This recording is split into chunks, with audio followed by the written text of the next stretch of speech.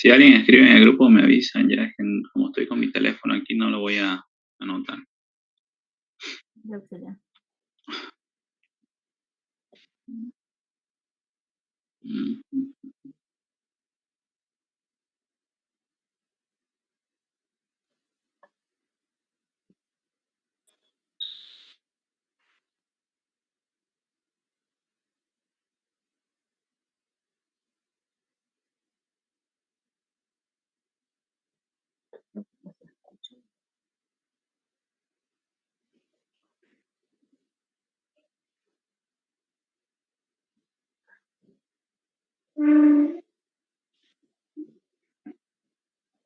Ya, entonces comencemos. A ver, en su examen ahora en el recuperatorio van a tener un primer corte, van a tener un segundo corte y un laboratorio. Esas tres cosas, pucha, es harto en toxicología, son hartos datos, es bastante información, que si bien ustedes si manejan es buenísimo, pero si no, entonces hoy tienen que concentrarse en captar lo más importante y lo que puede caer. ¿A qué quiero llegar con esto? Aquí en la auxiliatura vamos a ver cosas puntuales, importantes, pero eso no significa que el día de mañana las cosas vayan a caer de la misma forma y justo para que ustedes las respondan. Si cae así, belleza, pero si no, tienen ustedes que saber razonar cómo es que podría ser la respuesta, ¿ya? Porque como han visto, los exámenes no son difíciles, pero hay que pillarle la lógica. Si ustedes le pillan esa lógica, van a saber la respuesta. Ahora sí comenzamos. Y algo más antes de empezar es que yo les recomiendo que si ustedes tienen amigos en la materia, tienen compañeros con los que se llevan bien, hoy se junten a estudiar. No estudien solos porque si no van a ver que es mucha información y no van a querer, tal vez. Entonces yo les recomiendo que se junten y se comiencen a preguntar, a consultar. Tal vez uno sepa alguna cosa más que otro y el otro otra cosa. Entonces yo les recomiendo que se junten a estudiar, se comiencen a preguntar. Por favor, no vayan a cometer el error de ver modelos y quedarse con las respuestas del modelo y pensar que porque se aprendieron 30 modelos de exámenes ya están preparados. No, no funciona así en toxicología. Mm, Muy bien, está buenísimo que se consigan modelos, pero lean el modelo y digan, esto no sé, a ver, voy a averiguar sobre esto y van a sus apuntes y revisan. Y así aprenden todo un párrafo, porque no les va a entrar de la misma forma. Ya, si les entra belleza, pero no entra con la doctora así. Entonces, una vez que les aclaré todo esto, comencemos.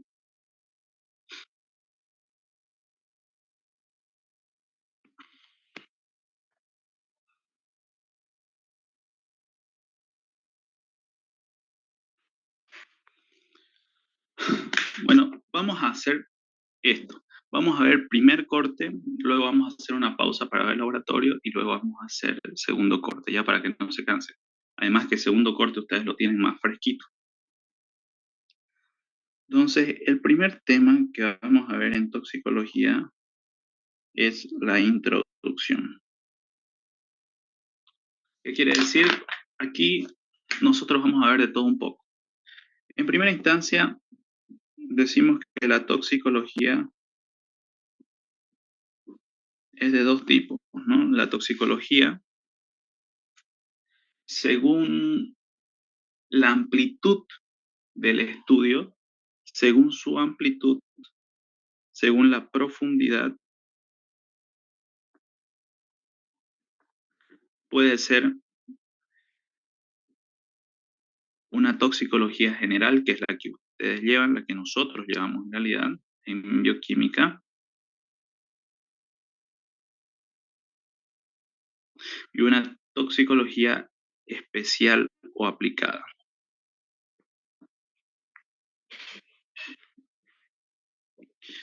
Esta especial o aplicada la llevan sobre todo en farmacia, porque ellos ven un año, nosotros vemos un semestre, ¿no?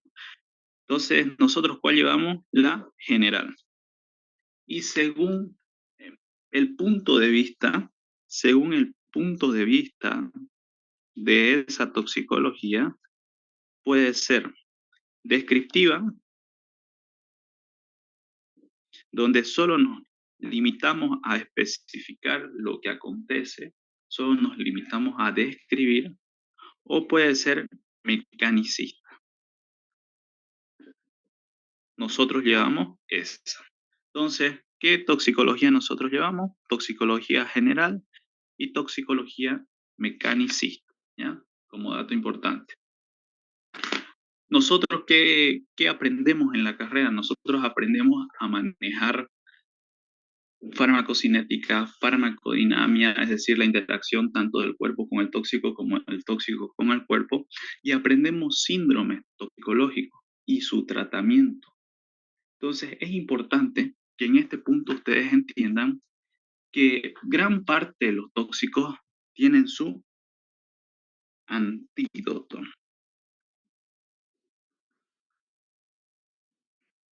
Antídoto. Ustedes deben manejar los más importantes o los que más les pueden preguntar. Por ejemplo,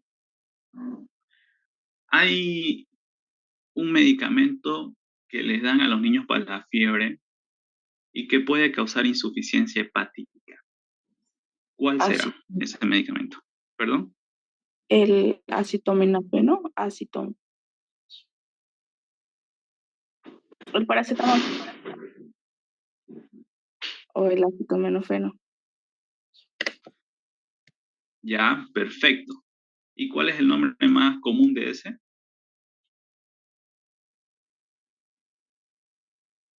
Paracetamol. Paracetamol, ¿no?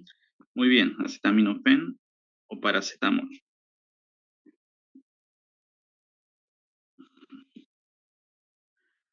¿Por qué, por qué ustedes tienen que acordarse de ambos nombres? Porque este paracetamol, cuando pasa por el hígado y se metaboliza, genera un metabolito tóxico. Ese metabolito tóxico del paracetamol, ¿se acuerdan cómo se llama?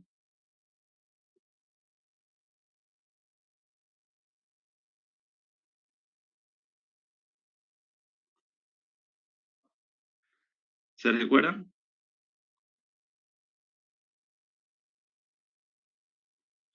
El metabolito tóxico que da el paracetamol se denomina, acuérdense, NAPQI. Es una forma de acordarse, ¿no? Así uno se acuerda, NAPQI. ¿Por qué? Porque es N-acetil para benzoquinona imina. Y ustedes dirán, Jesucristo, ¿cómo me voy a acordar de este nombre mañana? Acuérdense de NAPQI. Igual que cuando le preguntaron el DDT en su segundo examen, pueden preguntarle esto, ¿ya? Entonces, NAPQI, N-acetil para benzoquinonamina, ese es el metabolito tóxico que da el paracetamol. Entonces, ¿yo qué hago en los casos de intoxicación por paracetamol? Doy el antídoto. Si a ustedes le ponen un caso clínico de un niño que estuvo con fiebre y que los padres le dieron paracetamol en forma excesiva y se encuentra inconsciente, ya vamos a hacer algún ejemplo. Aparte del ABC, aparte de ver si es que obviamente está consciente o inconsciente para ver qué hacer, deben aplicar un antídoto. El antídoto en este caso es N-acetilcisteína, ¿ya? En caso de paracetamol, N-acetilcisteína. En caso de intoxicación por clonazepam, por diazepam. ¿Cómo se llaman en general todos estos fármacos? Clonazepam, diazepam, lorazepam, midazolam. ¿Se acuerdan? ¿No son medicamentos psicotrópicos? Ya, pero tienen un nombrecito más, ¿cómo les puedo decir? Más justo para lo que son. Barbitúrico, anestésico, Ya, pueden ser anestésicos, muy bien. En general, están yendo muy bien sus respuestas, pero en general son benzodiazepinas. Benzodiazepina. Entonces, ustedes les pueden decir intoxicación con Neuril. ¿El Neuril qué es? Es clonazepam, diazepam. Todos esos son benzodiazepinas. ¿Cuál es el antídoto en la intoxicación con benzodiazepina? Es el flumacenilo. Flumacenilo, ¿ya? No es lo mismo que barbitúrico. Los barbitúricos, como el fenobarbital, en realidad, para ser estrictos, no tienen un antídoto específico, ¿ya? Las benzodiazepinas sí tienen un antídoto específico. Entonces, ahí a veces hay confusión, pero las benzodiazepinas son tóxicas si nos pasamos de las dosis y el antídoto es el flumacenil. Otro antídoto del que quiero hablarles aquí son antídotos obvios, ¿ya? Por ejemplo, una paciente diabética que se administra insulina, en vez de colocársela subcutáneas, se pasó y la colocó intramuscular.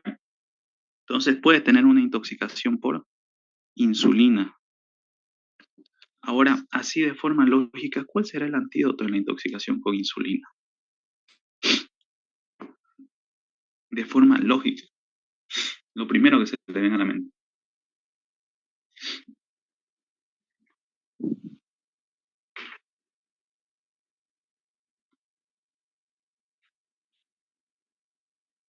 Glucosa, creo. ¿Perdón?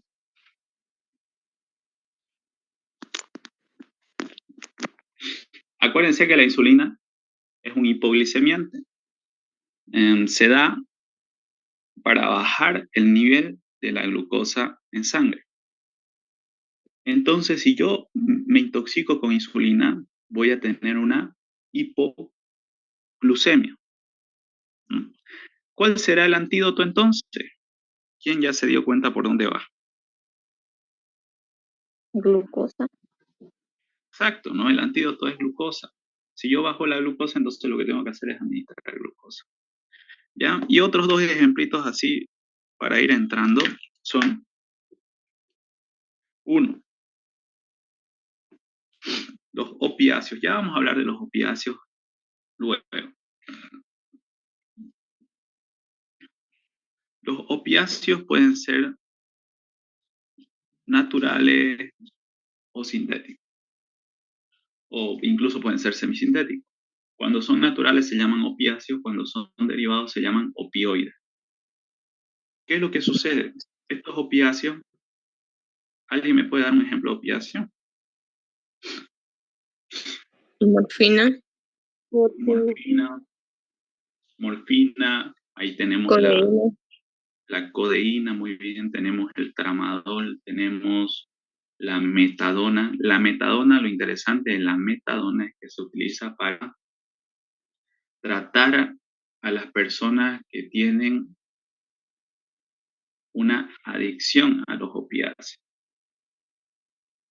La metadona. Los opiáceos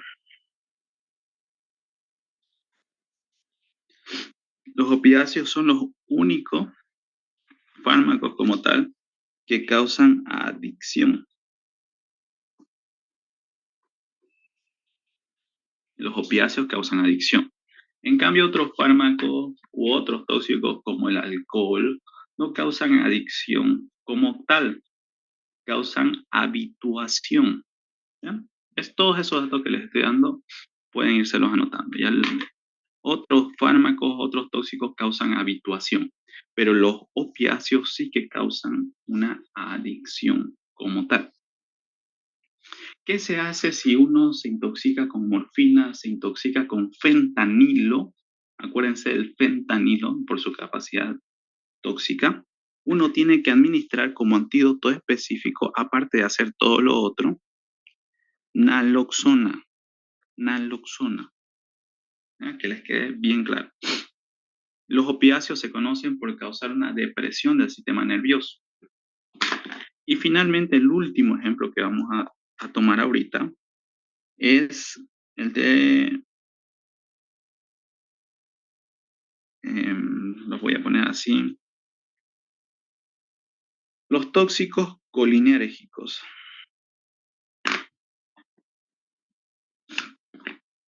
¿Cuáles son esos? ¿Cuáles serían los tóxicos colinérgicos?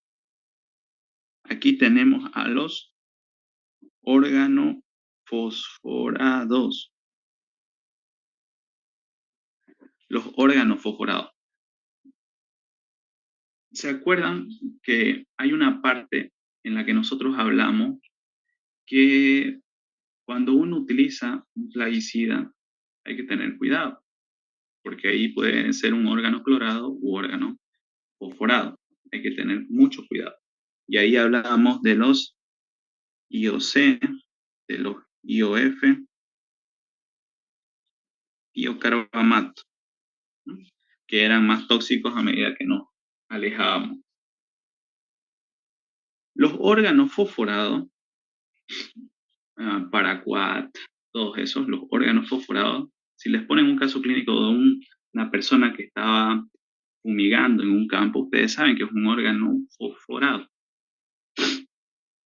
¿Qué les va a causar? Le causa a la persona un síndrome colinérgico. ¿Por qué se caracteriza el síndrome colinérgico? El síndrome colinérgico se caracteriza porque activa bastante el sistema nervioso parasimpático.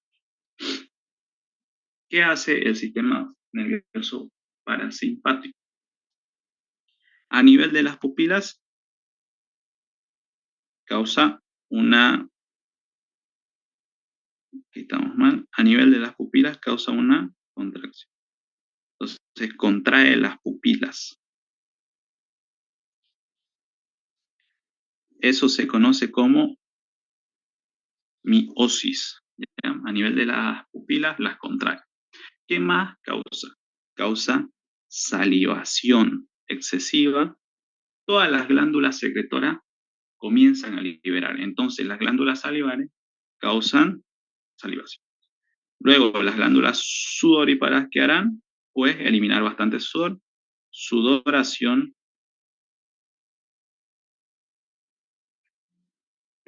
profusa. Aparte, si es más fuerte, puede causar que el corazón se haga más lento. Entonces, ¿qué va a causar? Bradicardia. Ese es el síndrome colinérgico, se los digo porque ya se ha preguntado.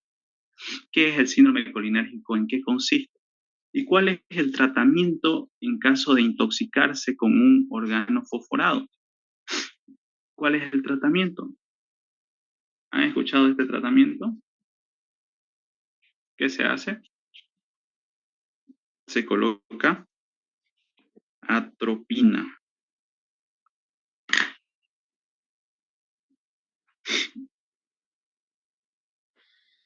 ¿Eso sería con una intoxicación por ingerir o por inhalar? O sea, el antídoto, digo. Perdón, no le entendí. ¿De nuevo puede hacer su pregunta? Es que estaba leyendo que una parte dice con una intoxicación con los colinérgicos, pero vía tópica. Entonces el antídoto también sería la atropina. Sí, la atropina se da en los casos, en cualquiera de los casos. La atropina se da también acompañada de pralidoxima. Ya ¿por qué le digo esto? Porque en realidad, sea por la vía que sea, usted le da atropina al paciente para evitar que esa acetilcolina siga actuando, porque en realidad es la acetilcolina la que está actuando aquí con los receptores, ¿ya? Porque los órganos fosforados causan un bloqueo irreversible de esos receptores. Entonces, usted con la atropina evita que, que sigan actuando en los receptores, y con la pralidoxima usted lo que hace es regenerar los receptores. ¿Qué causa el órgano fosforado? Causa lo siguiente. Es un tema bonito, ¿ya? El órgano fosforado, ¿qué causa? Causa un bloqueo de una enzima.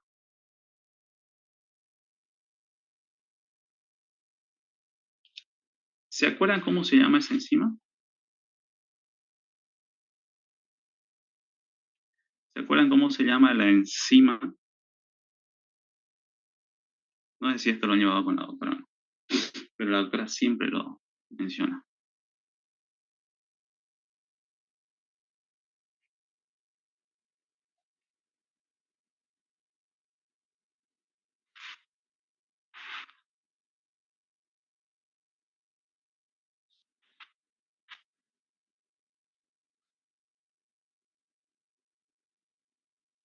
Esa enzima se llama la colinesterasa.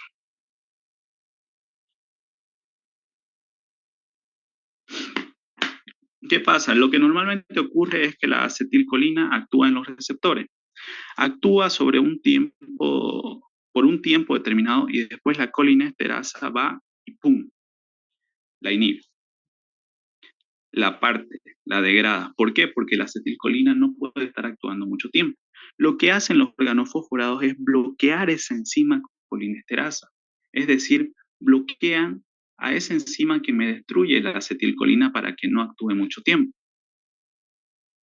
¿Qué es lo que va a pasar entonces? Que esa acetilcolina va a estar actuando todo el rato. Va a estar actuando todo el rato. Y si actúa todo el rato, ¿qué es lo que ocurre? Que aparece un síndrome colinérgico. ¿Ya? Es de esa forma que ocurre esta intoxicación. Y aquí es donde uno se puede preguntar, ¿qué es lo que hace la atropina?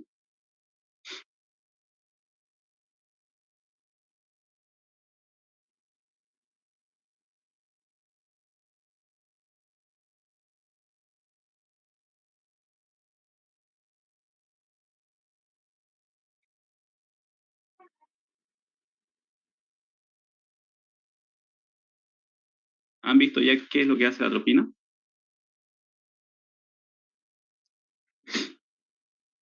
La atropina, esta es la acetilcolina, ¿ya? La acetilcolina. Como la acetilcolina no puede ser degradada, viene y está incrustada en los receptores todo el rato. Lo que hace la atropina es venir e intentar meterse. ¿Para qué? Para bloquear el efecto de la acetilcolina en los receptores. Ya eso es lo que hace la atropina. Entonces, intoxicación por colinérgico, antídoto, atropina, y otra opción es utilizar incluso la pralidoxima. ¿Por qué nos detuvimos harto en esto? Porque esto ha sido objeto de muchas preguntas en los anteriores semestres. Así que puede ser que les caiga. ¿Se entendió hasta ahora esta parte? ¿Vamos bien? ¿O están chipados ya? ¿Se entendió? ¿Entiende, señor? Muy bien. Vamos a ir más rápido. Si voy muy lento, ustedes me dicen.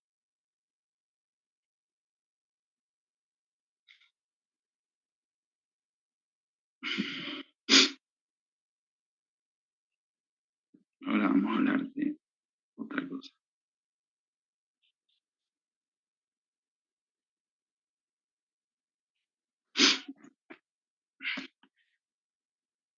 Cuando nosotros hablamos de la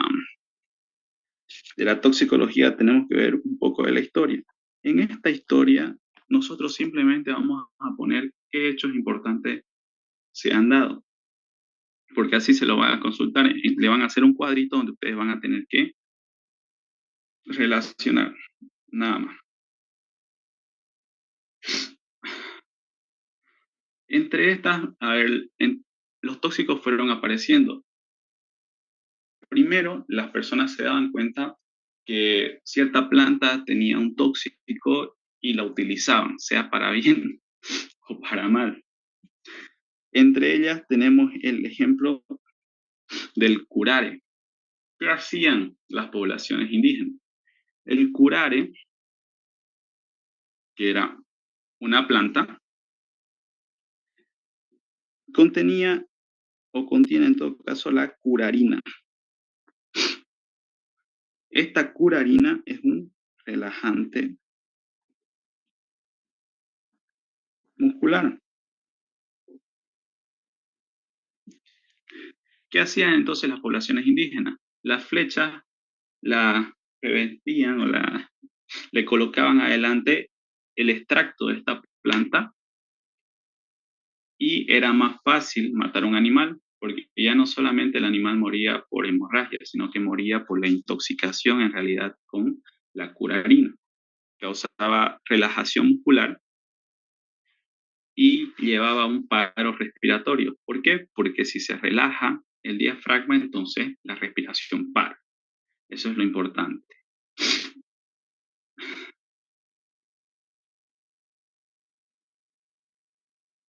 Otra cosa más que podemos tener en la historia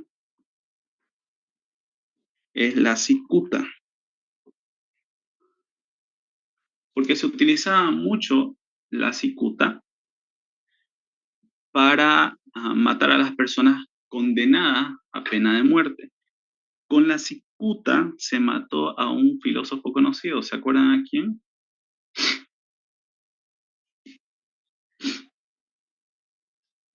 Mientras tanto les voy explicando. La cicuta contiene cicutina, por si acaso.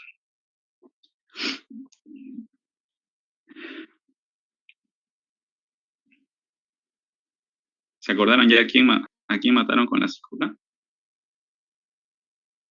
A Sócrates.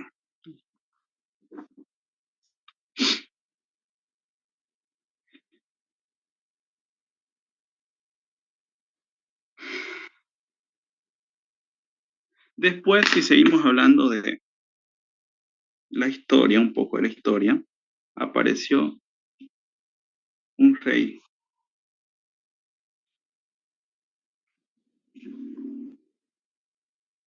Un rey. Y gracias a él aparece el término de mitridatismo. Había un rey que se llamaba Mitrídates. Este rey era muy, ¿cómo se podría decir? Pensaba todo el rato que lo iban a intoxicar.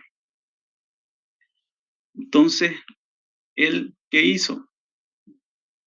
Cada día, cada cierto tiempo, comenzó a consumir pequeñas porciones de veneno, pequeñas porciones de veneno a lo largo del tiempo. Y según se describe, después de tanto tiempo, desarrolló cierta tolerancia a los tóxicos. Tal fue el caso que a sus enemigos les costó matarlo. Entonces ahí viene el término de mitridatismo, que es que una exposición progresiva, prolongada de un tóxico va a generar tolerancia al mismo. Quiere decir que el cuerpo ya se acostumbra, lo metaboliza mejor y cuando ya está en una exposición mayor, lo tolera. ¿Ya?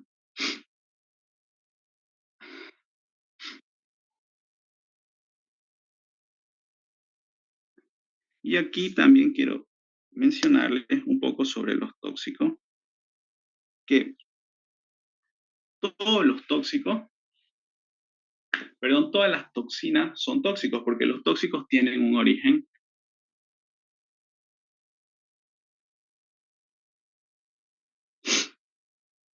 Ay, estoy muy mal, esperen un ratito.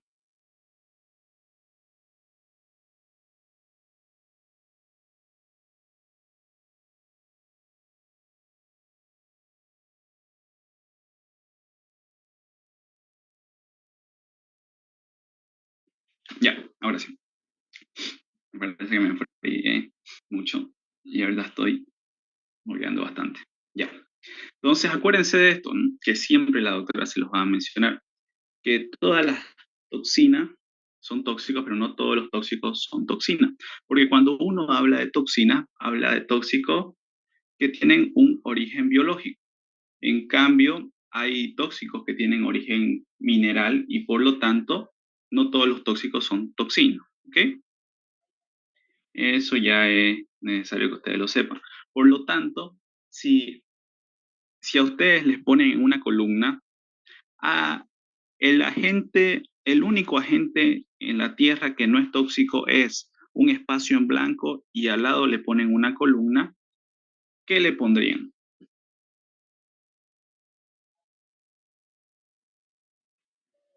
¿Cómo? Si Dime. les preguntan cuál es el único agente que no es tóxico en la Tierra.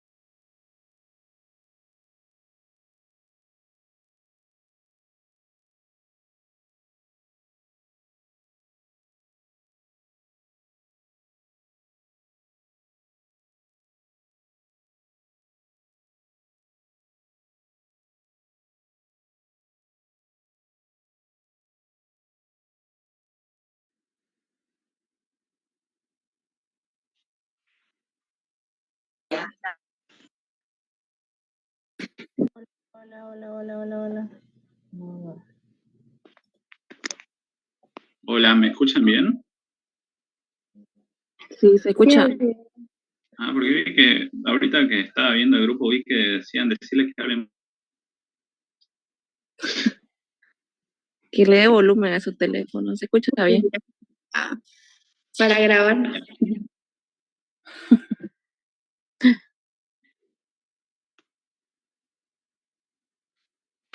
Entonces, seguimos con el mix. Mm, ya. Entonces, acuérdense que todos los elementos de la Tierra, todo lo que hay, tiene potencial tóxico. Ustedes ya saben que depende de tres cosas. Pero a veces uno sabe eso y en el examen agarran y les preguntan en una columna, el único agente que no tiene potencial tóxico es, ¡pum!, una raya en blanco. Y al lado le dan una columna con opciones. ¿Qué opción ustedes pondrían? ¿Ninguno? O Ninguno, sea, ¿ya? Perfecto, muy bien, ninguno. Esa es la respuesta correcta. Ahora, puede ser que más allá haya otra pregunta cuya respuesta sea ninguno. No pasa nada, vuelven a colocar ninguno. Ya he visto al ver los exámenes que no hay a veces problema con saber o no las respuestas, sino con cómo contestar el examen, que a veces se confunde. Muy bien, sigamos. Ya hablamos nosotros muy bien de los derivados de esta planta, el opio. Del opio vienen los opiáceos y los opioides. Ya hablamos que opiáceos se denominan cuando son naturales, opioides cuando son sintéticos. ¿Por qué es importante? Porque de aquí vienen estos opiáceos, opioides, que pueden ser naturales o sintéticos. ¿Cuáles son? ¿Cuáles tenemos entre los naturales? Entre los naturales tenemos los que más ustedes se van a acordar. La morfina, la codeína, La papaverina.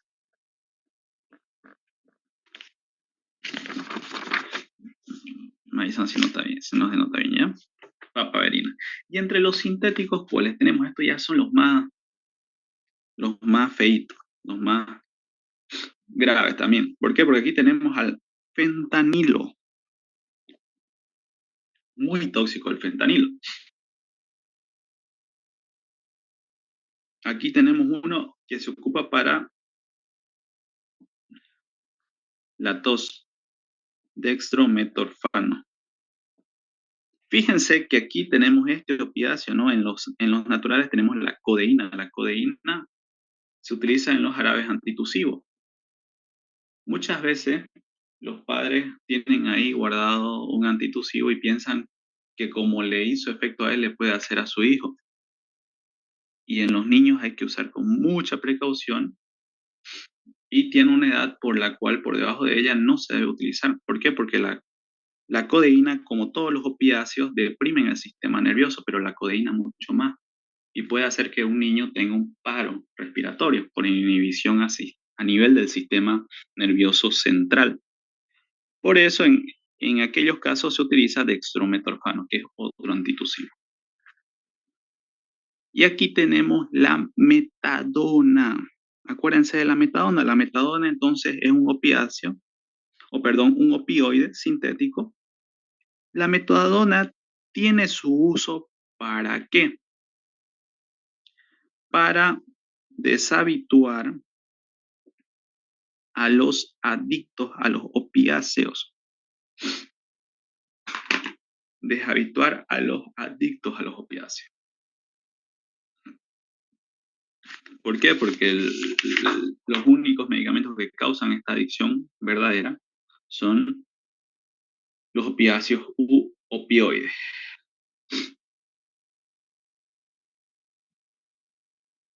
Eso hasta acá.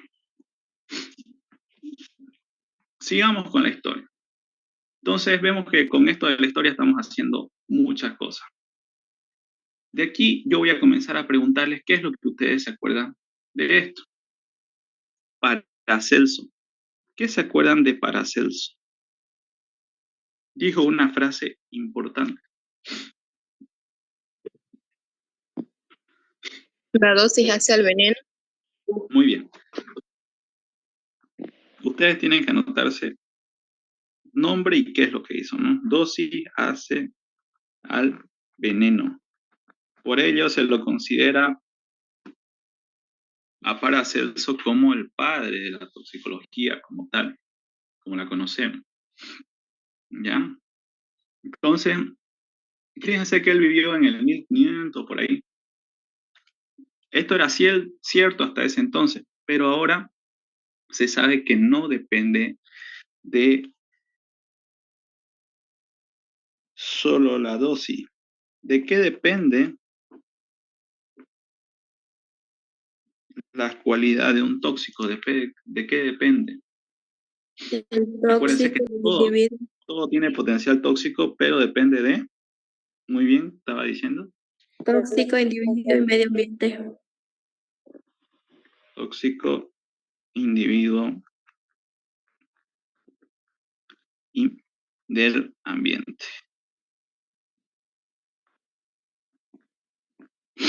Porque usted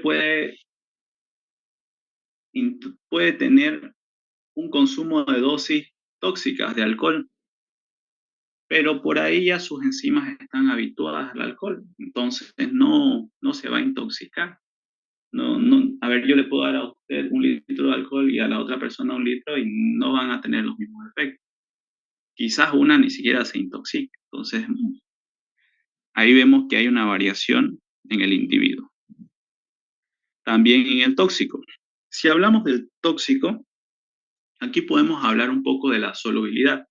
Hay tóxicos que son hidrosolubles y liposolubles. ¿Cuáles son los más tóxicos? O los que tienen carácter más agresivo. Muy bien. Los liposolubles. Perfecto. ¿Por qué los liposolubles? Porque estos liposolubles se almacenan. ¿Ya? Y aquí hay un ejemplo bastante interesante, ¿no? acuérdense de... les voy a hablar de esto después. Les voy a hablar cuando estemos viendo el siguiente tema, porque si no ahorita los voy a confundir. De todas maneras, acuérdense que los tóxicos orgánicos, los tóxicos que son liposolubles, son los más fregaditos en ese sentido. Pero aún así, hay algo que es interesante y es el tema de la idiosincrasia. Y eso depende ya de cada individuo. La idiosincrasia es esa reacción genéticamente determinada hacia una sustancia. Eso no depende de otra cosa más que de su genética. Algunas personas pueden reaccionar como otras no.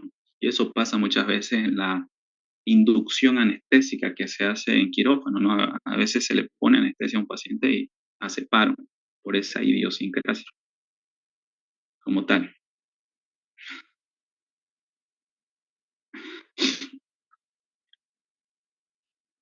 Vamos a seguir hablando un poquito más de historia. Y aquí entra el buen Orfila. Si yo les digo Orfila, ¿ustedes qué dicen? Especificidad tisular. Exactamente. Orfila habló de la especificidad tisular. ¿Qué es especificidad tisular? Es que ciertos tóxicos se van a acumular más en ciertos tejidos que otros, dependiendo de los receptores que tengan. Ya eso es algo que ustedes tienen que conocerlo muy bien. Y aparte de eso, hay otro que hemos visto, no sé si se acuerdan, pero en laboratorio vimos otro. Si yo les menciono a Ehrlich, ¿ustedes qué se acuerdan de Ehrlich? Toxicidad selectiva Y quimioterapia. para la Exactamente. quimioterapia. Ehrlich habló de la toxicidad selectiva. Y además es el padre de la quimioterapia. Fue en este laboratorio que nosotros hablábamos de que los metales pesados tenían un mecanismo de acción, ¿no? Porque si bien los metales pesados actuaban en los huesos, actuaban a nivel del sistema hematopoyético, actuaban a nivel del sistema nervioso, acuérdense de la exposición del plomo que ustedes hicieron. Al final habíamos hablado que los metales pesados lo que hacían era una precipitación de las proteínas por desnaturalización al unirse a los grupos sulfidril. Eso no se olviden porque se lo pueden preguntar. E incluso se lo preguntaron. El March, segundo corte. en segundo corte, ¿no? March, ¿qué hizo March?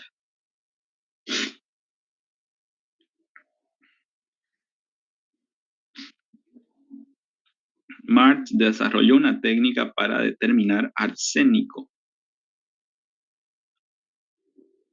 ¿Cuál es su técnica? Su técnica es que ese arsénico en medio ácido lo convierte en arsenamina. ¿Ya? Pero fue March el que hizo eso. Y hemos acabado con el tema número 1, con el tema de introducción. ¿Hasta acá tienen alguna duda? Vamos a hacer esta parte del primer corte y vamos a tener un descanso y luego nos vamos a juntar de nuevo ya, porque no quiero bombardearlos, es mucha información como para verla así de corrido.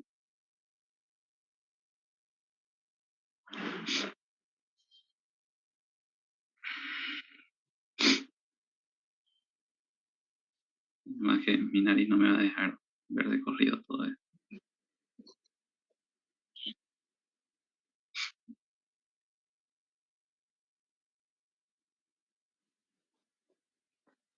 Ya hicimos una introducción. En esa introducción vimos una gran parte de historia. Ahora vamos a ver las generalidades como tal.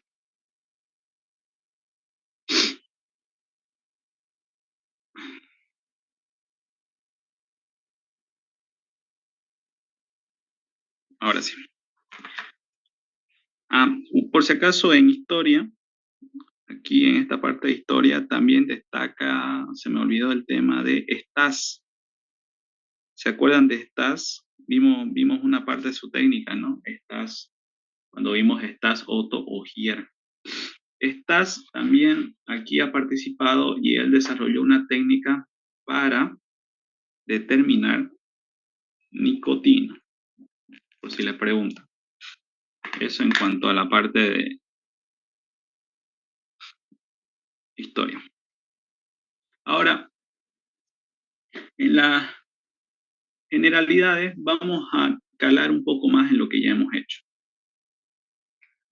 Habíamos hablado que mucho se utilizaba el curaria antes para revestir con el extracto las puntas de la flecha para que sea más fácil derribar ya sea un enemigo o un animal, porque causa la curarina relajación muscular. Una vez se relaja el diafragma, no hay vuelta a quedar. Hay un nombre. ¿Cómo se llama esa planta? ¿Qué vamos a hablar?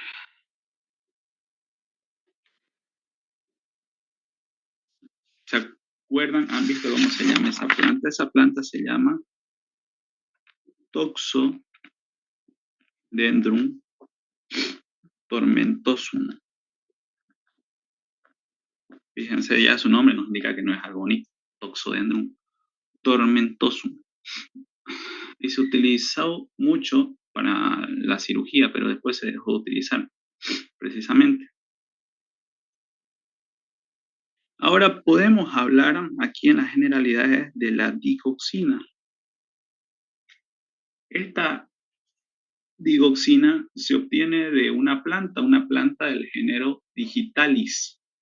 Digitalis. La digoxina se usa para tratar arritmias que están combinadas con insuficiencia cardíaca, porque aumenta el inotropismo. La digoxina, vamos a poner aquí. Aumenta el inotropismo.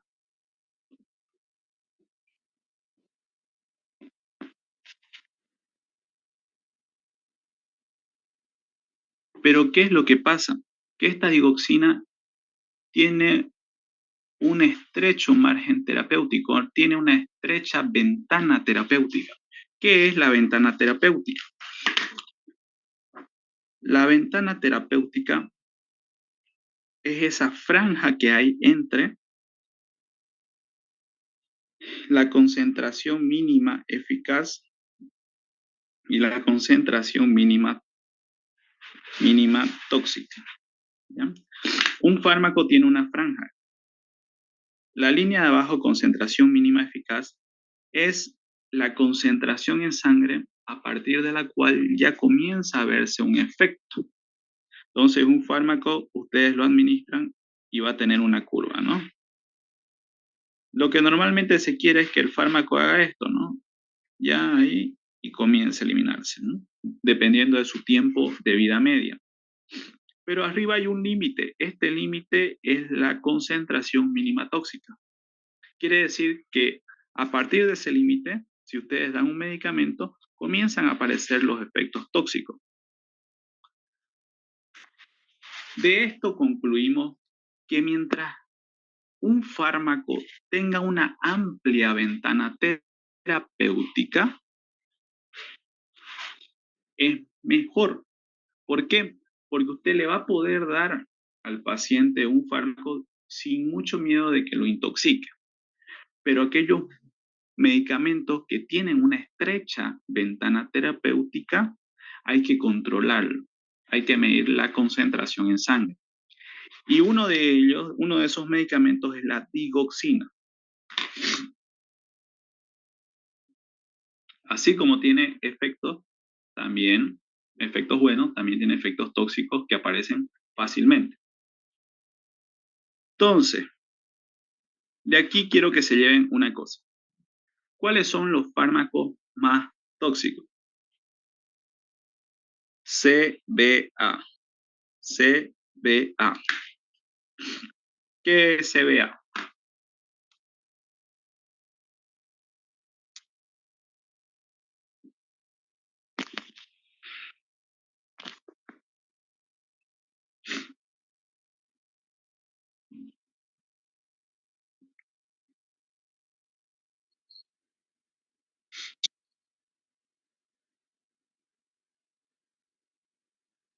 Circulación, respiración y vías aéreas. ¿O no? ¿O estoy Ya. equivocada? Es correcto, es correcto. Cuando veamos el tratamiento va a ser eso correcto, ¿ya? Pero aquí estamos hablando de los fármacos. CBA es una forma de acordarse.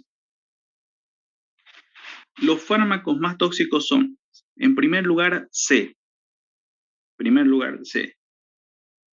¿Qué es C? Cardiotónicos, como la digoxina. En segundo lugar, barbitúricos, como el fenobarbital. Y en tercer lugar, anestésicos. Muy bien. Anestésicos, como las benzodiazepinas, midazolam, por ejemplo. ¿Ya? Entonces, digamos que usted no sepa que un fármaco o que una sustancia es tóxica. Si usted no sabe que una sustancia es tóxica, hay varias formas de definirlo. Y una de ellas es haciendo, una de ellas es haciendo el test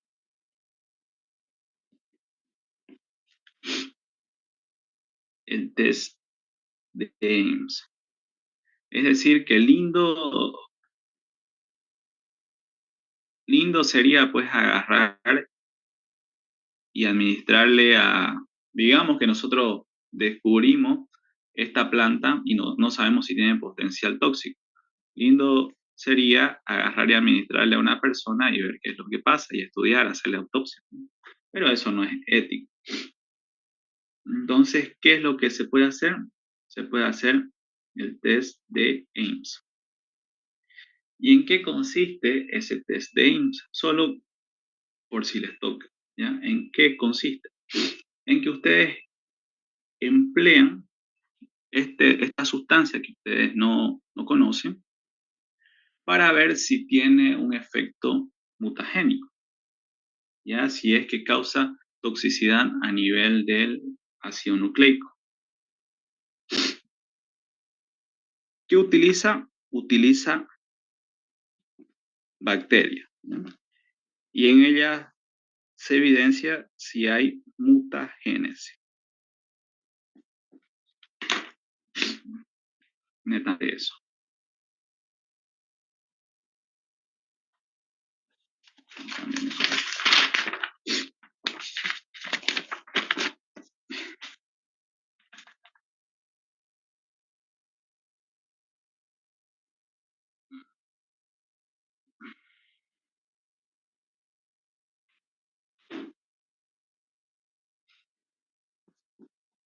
Y para terminar esta parte podemos hablar de los alcaloides. Los alcaloides nosotros harto lo vemos en tóxicos. ¿Y qué es un alcaloide? Un alcaloide es cualquier sustancia que tiene nitrógeno, no cualquiera, no, perdón, cualquier sustancia orgánica que tiene nitrógeno en su estructura. Y por ello también tienden a tener un pH ácido o básico. ¿Qué les dice el nombre? No se ve lo que está escribiendo. ¿Sería ácido? ¿Qué dice? ¿Qué le Básico, sugiere el término básico. alcaloide? Eso, pH básico, muy bien. Por lo general son de origen animal. No, de origen vegetal. Pensé que me iban a corregir. De origen vegetal. ¿Y cuáles son los ejemplos más comunes? Esto en laboratorio me acuerdo que ustedes lo cantaban.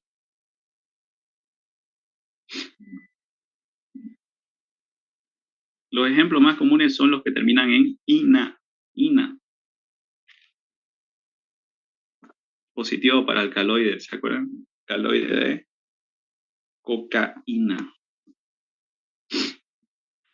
¿Qué más? Tripsina. ¿Qué más? Papaína. Todos esos son alcaloides. Ya la papaína ustedes ya saben qué es y dónde incluso la hemos empleado, porque en laboratorio empleamos papaína.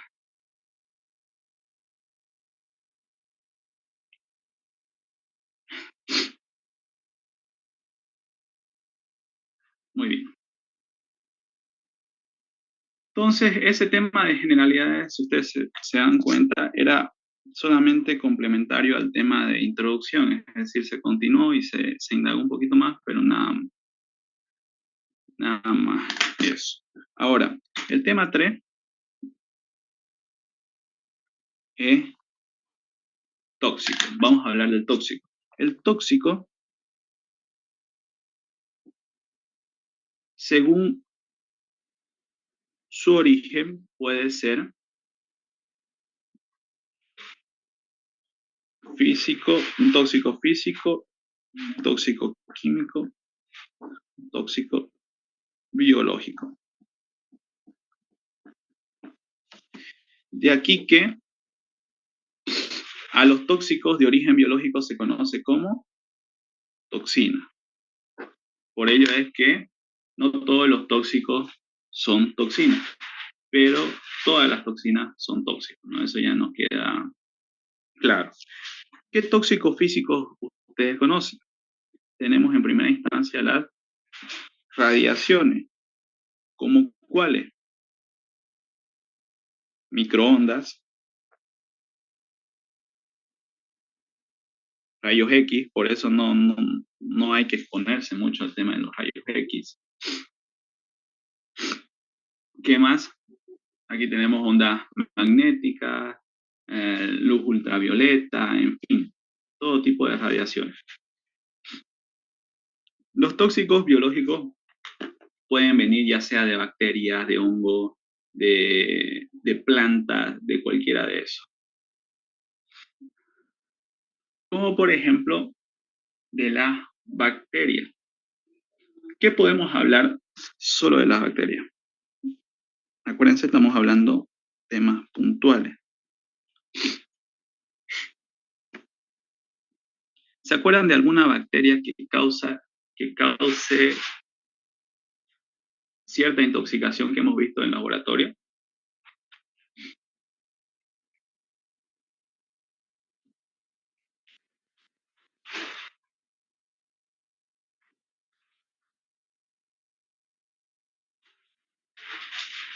¿Se acuerdan?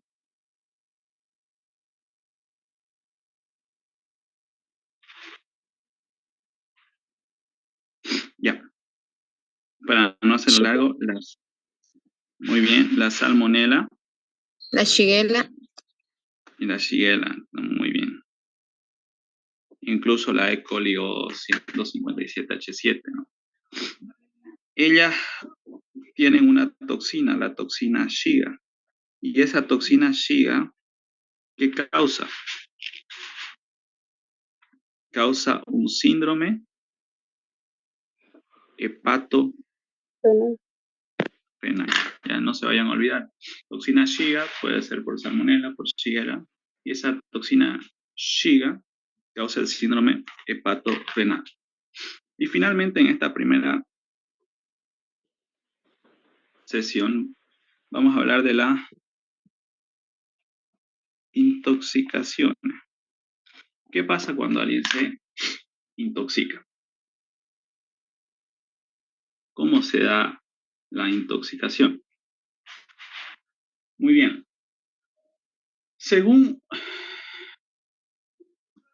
Vamos a poner aquí.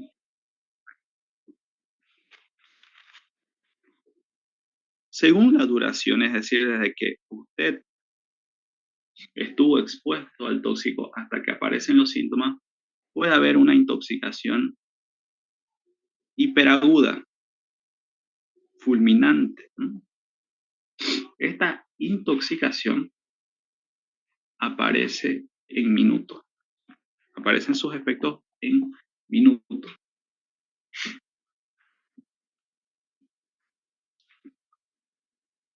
Ejemplo de esto, cuando en la guerra tenían una cápsula que por dentro tenía cianuro y se la ponían debajo de la lengua, ¿no?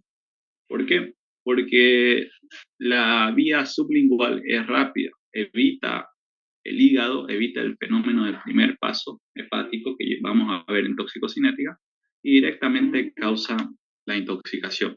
Otro ejemplo, el monóxido de carbono.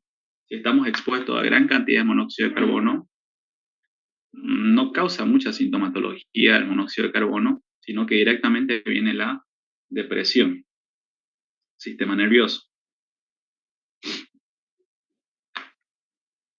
Después viene la intoxicación aguda. Esta de aquí se ve en menos de 24 horas.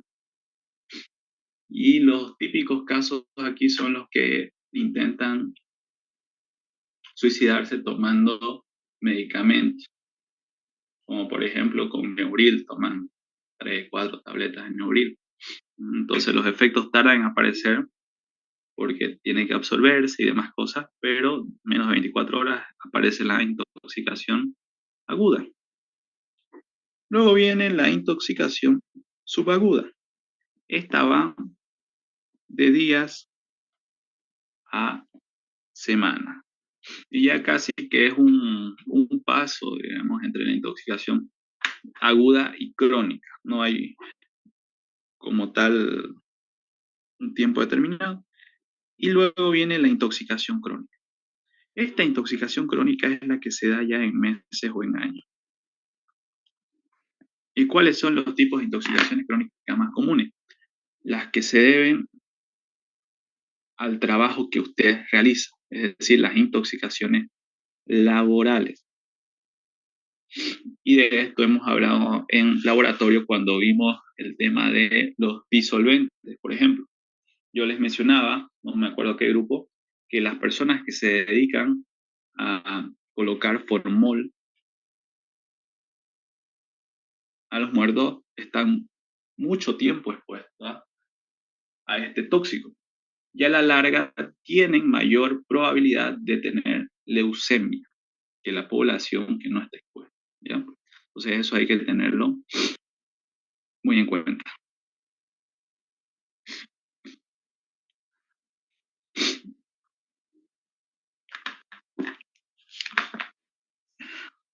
Y aquí no se tienen que olvidar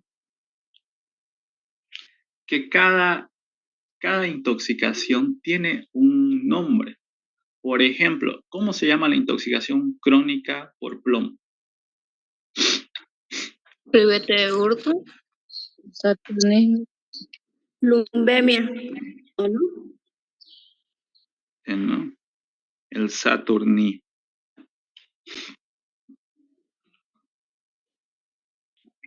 Y así, cada una tiene un nombre. Si ustedes quieren, pueden investigar intoxicación crónica por plata, intoxicación crónica por cobre. Los más importantes, pero de todos ellos, el más importante es plomo. Fíjense que ustedes, solo sabiendo que otra forma de llamar a esa intoxicación es saturnismo,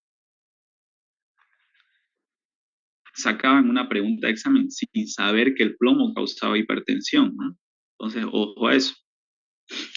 Por eso les digo, no es solo estudiar las preguntas como tal. Y después, según la etiología, es decir, según la causa de esa intoxicación. ¿Cómo se divide? Se divide en criminal, primero, Aquí está el ejemplo de Sócrates cuando le dieron cicuta. Luego está la intoxicación voluntaria. El ejemplo son los suicidas. Y las intoxicaciones accidentales.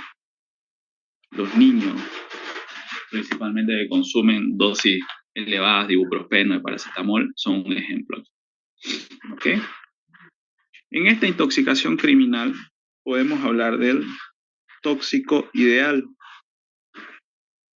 El tóxico ideal, pues, es el que no tiene sabor, no tiene olor, no tiene color. Ese es el tóxico ideal. Y el que no deja rastro. Ejemplos de esto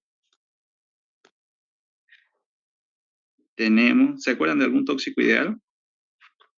Si se acuerdan es que ya lo han investigado. Insulina. Lo han investigado para su suegra. Mentira. Insulina. Insulina, muy bien. La insulina causa una hipoglucemia, ya hemos visto. Y si no se le da glucosa, el paciente termina falleciendo. Después, cuando se buscan las causas, no encuentran pues nada, porque la insulina ya va a haber sido eliminada y además hay insulina en el cuerpo de forma natural. Otro tóxico ideal es el talio.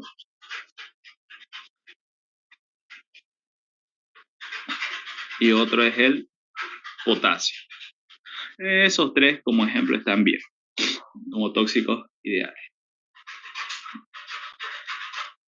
Ya vamos a hablar en la parte de laboratorio de los alimentos y todo lo que hemos visto, ¿no? De tóxicos y su forma de presentación, ahí yo los voy a llenar. Muy bien, entonces se va a acabar esta reunión. ¿Y qué me falta con ustedes ver? Laboratorio y segundo corte. Segundo corte empezando desde toxicocinética en adelante. ¿Ya? ¿Qué dicen que hagamos acá una pausa y nos volvamos a reunir en un tiempo para descansar? Está bien, auxiliar. ¿Está bien, no? ¿O quieren tirarle de corrido? Es que de corrido lo que me pasa normalmente es que de corrido están escuchando pero no están escuchando. Entonces yo prefiero que procesen la información, que tal vez se acuerden de algo que no sepan, de alguna pregunta. Justo se acordaron de esa pregunta del examen y la repasamos. ¿Ya? Pero eso quiero que ustedes vayan dominando y nos volvemos a reunir. ¿Ya? Está bien. No, ¿les parece bien que nos reunamos de nuevo a la... ¿Qué prefieren? ¿2:30 o 1 para ver el laboratorio? A la una. Una auxiliar así todos almuerzan tranquilo. Ya, entonces a la 1 ya. Y si vamos a ver solo el laboratorio, porque el laboratorio es harto y después ya quizás pactamos para la noche o la tarde-noche ver segundo corte. ¿Sí? Auxiliar, ¿nos puede pasar foto de lo que ha escrito, por favor? Claro, les puedo pasar. Ya. Gracias. Ya, nos vemos más tarde. Gracias.